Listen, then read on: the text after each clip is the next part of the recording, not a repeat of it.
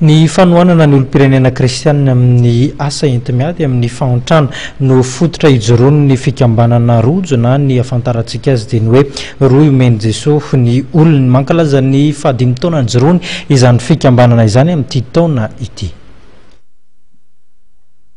Tambazotra misehatra amin'ny famokarana sy fanodinana sakafo misadiny ary fanabeazana maha-olom-pirenena vanona no isan'ny misongadina amin'ny zava-bitany fikambanana rojo na roy omeny Jesosy ny olony tao anatiny 5 taona nisiny. Asa amin'ny endrika maso ohatran'izay hoe famokarana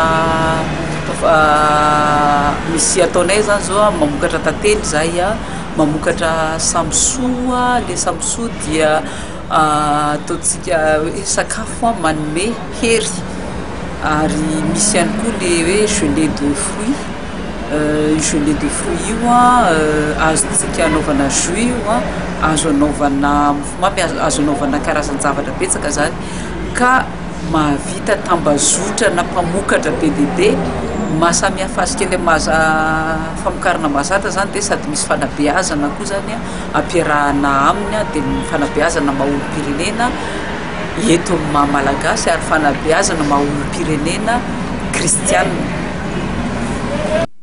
Ity fikambanana ity dia misokatra amin'ny olom-pirenena voninanao asa ho fanampilana ny fiarahamonina sy hiady amin'ny fahantrana. Entina hanehoana ny fijoroan'izy ireo amin'ny asa ao anatin'ny fanomponan'Andriamanitra. Entina hanamarihana ny 5 taonan'ny oreny dia isy ny fampiratiana ny tanterahana ny sabotsy 9 desambra izao etsy amin'ny kafetariana ny fitsarana nosy. Isongadina amin'ny ihany koa ny fanaovatsy ny mpiara-miasa ny fikambanana rojo amin'ny CNPC na ny Consortium National pour la Participation Citoyenne ao anatin'ny fanatanterahana ny fandaran'asa amin'ny ompana ny fampiofanana ny fiarahamonim-pirenena.